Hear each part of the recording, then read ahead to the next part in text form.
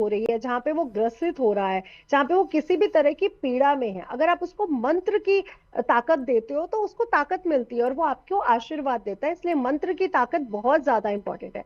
इसलिए मंत्रों का जाप करिए। और साथ ही साथ देखिए, सुंदर, हम लोग कह रहे हैं कि सच में सुंदर लग रहा है, और वो लग भी रहा है, लेकिन एक चीज और भी है।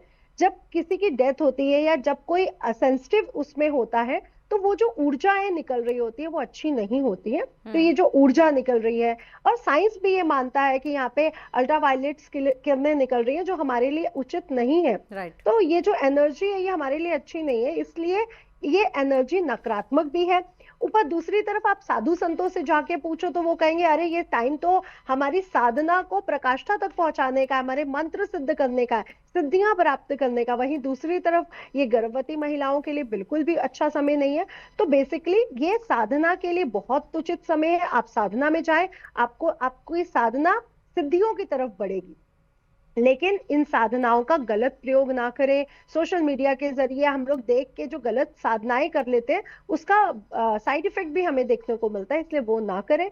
और जो लोग सच में मंत्र दीक्षा ले चुके हैं वो अपने मंत्रों के साथ आगे बढ़े। इसका बहुत अच्छा आशीर्वाद और बहुत अच्छी ब्लेसिंग के साथ जुड़ता है, और इसका अंतर आप देख पाते हैं जब आप एक मंत्र साधना में जाते हैं। हम्म। वहीं दूसरी तरफ कि ये समय अच्छा नहीं है, कोई भी ऐसी घटना है जो आकाश मंडल में अच्छी नहीं हो रही, जो सुनने में ही लग रहा है कि चंद्र को ग्रहण लग रहा है, तो उसकी एनर्जी भी अच्छी नहीं है। इसलिए मंत्रों का जाप करें, मेडिटेशन करें। अगर आप मेडिटेशन करते हो, कुंडलिनी जागृत करते हो, तो इससे आपके चंद्रमा को बल मिलता है, और आपका आत्मविश्वास, आपका डिप्रेशन, एंजाइटी दूर होता है, आपका मन स्ट्रांग होता है, क्योंकि चंद्रमा मन के स्वामी है। इसलिए हम्म। आपका मन स्ट्रांग होता है। इसलिए अपने मन को स्ट्रांग करें इस समय। हम्म। जी अच्छा, एक सवाल मेरे जहन में आई है। वो ये आया है कि चंद्र ग्रहण या सूतक लगने से पहले मंदिर के कपाट बंद हो गए हैं। ये भी कहा जा रहा है कि घर में आपके मंदिर है और जो मूर्तियां हैं भगवान की उनको भी लाल कपड़ा या पीले कपड़े से ढक दिया जाए। तो इस बीच में जी जो मंत्र का जाप करें, तो क्या हम कैसे, हम अंतर्मन में ही वो जाप करें, या हम माला जी को पकड़ के उसकी काउंटिंग कर सकते हैं, जप कर सकते हैं, माला पकड़ जी सकते हैं क्या हम इस बीच? जी। जी श्रुति जी, बहुत अच्छा क्वेश्चन है, और क्वेश्चन भी अच्छा है, और आप जवाब भी दे रही हैं कि क्या मूर्तियों को, देखिए हमारे शास्त्रों में लिखा है कि हम्म। मूर्ति में वो देवता का वास होता है। जी। और कोई भी जब घटना घटित हो रही है जो नकारात्मक है, और सिद्धियां प्राप्ति का भी समय है, तो वो अपनी सिद्धियों को भी बढ़ा रहे होते हैं। देखिए हर देवता, हर मनुष्य जो भी सिद्धियों के बारे में जानता है, वो उस समय अपनी सिद्धियों को बढ़ाएगा। तो देवता भी अपनी पूजा में, अपनी सिद्धियों में चले जाते हैं, इसलिए मूर्तियों को ढक दिया जाता है, क्योंकि वो वैसे ही बहुत सकारात्मक मूर्तियां हैं। और नकारात्मक समय में अगर हम उन्हें उन्हें छुएंगे तो वो भी नकारात्मक हो जाएंगी। इसलिए ढक दिया जाता है, पर्दे दरवाजे बंद कर दिए जाते हैं। अब रही हमारी बात कि हम कैसे सिद्धि प्राप्त करें, तो हमारे पास अगर हमें गुरु मंत्र मिला है या हम कोई सिद्धि प्राप्त कर रहे हैं, तो हमारे पास मालाएं होती हैं।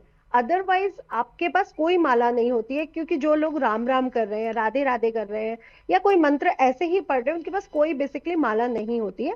रुद्राक्ष की माला कई बार लोगों के पास होती है। जो भी माला आपके पास है उससे आप मंत्र जाप कर सकते हैं। वैसे ये पूरा समय कोई काउंटिंग का नहीं रह गया कि आप माला को गिने, आप जितना कर सकते हैं उतना अच्छा है। जी। ये 3.5 घंटा, तो हम्म। आप इस समय पूरे समय अगर मंत्र जाप करते रहे, हवन करें, तो वैसे ही बहुत अच्छा है। इसलिए आप पूरा टाइम करें, माला है तो अच्छी बात है। और कहीं पे आसन बिछा ले, फर्श पे, सोफे पर। जो बुजुर्ग लोग हैं वो कुर्सी पर बैठ जाएं, जो बच्चे हैं वो लोग राम राम कर सकते हैं। तो जो भी मंत्र आप पढ़ोगे, इसका सच में आप 6 मंथ में इसका अंतर देखोगे कि मैंने चंद्र ग्रहण के समय कोई भी मंत्र का जाप किया, मेरी लाइफ में चेंजेस दिख रहे हैं मुझे। तो वो चेंजेस हमें देखने को मिलते हैं, क्योंकि जो चंद्र ग्रहण का साइड इफेक्ट है वो भी लोगों पर 3 महीने देखने को मिलेगा। तो हम्म। मंत्रों का जाप का भी इम्पैक्ट हमें देखने को मिलेगा। जी अच्छा, श्रुति जी। मंत्रों की जाप हो रही है तो एक सवाल और इससे रिलेटेड है मेरा ज्योतिषाचार्य जी, वो ये कि मंत्रों का जाप बहुत बार हमने देखा है कि बोल के किया जाता है, आपके मुंह से आवाज आती है, आप जो भी मंत्र जाप करते हैं, काउंटिंग चैंटिंग करते हैं। तो क्या जी इस समय चंद्र ग्रहण में भी हमें वैसे बोल के ही करना है, या अंतर्मना में ही ये मंत्र का जाप करना है, आवाज मुंह से नहीं निकालनी है? देखिए, मंत्र को 3 तरह से जी। जपा जाता है, और जी। कुछ मंत्रों के लिए विशेष कहा जाता है, जिससे गायत्री मंत्र है कि हम्म। सुबह के समय तो आप बोल सकते हैं, शाम के समय सूर्यास्त के बाद आप उसका उच्चारण नहीं कर सकते, जी। मन में कर सकते हैं। जी। तो हर मंत्र की एक अपनी विधि और अपनी एक उसकी वो है। तो आप क्योंकि ये मन को, हमारे मन को वो लग रहा है। तो मन में अगर हम किसी भी मंत्र का जाप करते हैं तो यहाँ पर मन से किया गया जाप, जो मानसिक पूजा है उसका प्राविधान है। जो हम्म। बोल कर की जाने वाली पूजा है उसका प्राविधान नहीं है। हम्म। दूसरा मैं कहना चाहूंगी कि हर मंत्र जब जितना ज्यादा नाभि से बोला जाएगा वो उतना ऊर्जात्मक हो जाएगा।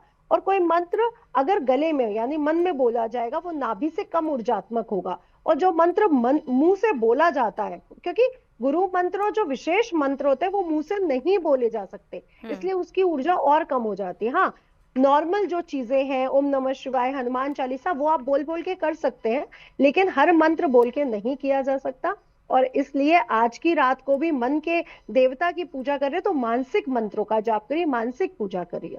जी। जैसे गणेश चतुर्थी के दिन एक विशेष भगवान गणेश जी की एक मंत्र का जाप होता है, तो चंद्र ग्रहण के दिन भी क्या कोई विशेष मंत्र का जाप है निशा जी? जी, जैसे चंद्र को ग्रहण लग रहा है तो ओम श्राम श्रीम श्रोम सहा चंद्रमसे नमः का आप जाप कर सकते हैं। ओम सोमाय नमः का जाप कर सकते हैं। ओम चंद्रशेखराय नमः का जाप कर सकते हैं। ओम चंद्राय नमः का जाप कर सकते हैं। वैसे उसका जो वैदिक मंत्र है वो ओम श्राम श्रीम श्रोम सा चंद्रमसे नमः है, इसका जाप करिए। अदरवाइज आप ओम नमः शिवाय, क्योंकि चंद्र देवता शिव जी से जुड़े हुए, उन्होंने अपने मस्तक पे उनको धारण किया हुआ है, तो उनका भी जाप कर सकते हैं।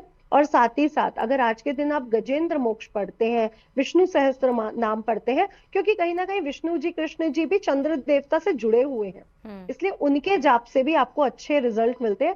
और गजेंद्र मोक्ष क्या है? गजेंद्र मोक्ष है कि हाथी का मुख जो मगरमच्छ है उसके मुंह में फंस जाता है, तो वो गजेंद्र मोक्ष का पाठ करता है और विष्णु जी उसको छुड़वा देते हैं। तो जब भी आप किसी ऐसी परिस्थिति में घुस पड़ गए हो जहाँ पे मृत्यु भी है और आप बच भी सकते हो, क्योंकि चंद्रमा को ग्रसित किया गया है, तो गजेंद्र मोक्ष का पाठ इस समय बहुत ज्यादा वो हो जाता है। जो लोग जेल यात्रा है या कोई कोर्ट केस चल रहा है या उनको लग रहा है हमें जेल तो नहीं हो जाएगी, या बहुत ज्यादा डिप्रेशन एंजाइटी से जूझ रहे हैं कि मेरे पास इतना इनकम टैक्स आ जाएगा या पैसे की कोई रेड पड़ जाएगी, उनके लिए इस समय गजेंद्र मोक्ष का पाठ बहुत शुभ रहने वाला है। और जिनका हेल्थ प्रॉब्लम है वो अगर महामृत्युंजय करते हैं तो उनके लिए बहुत अच्छा रहेगा कि इस समय आप महामृत्युंजय का जाप करें। जी।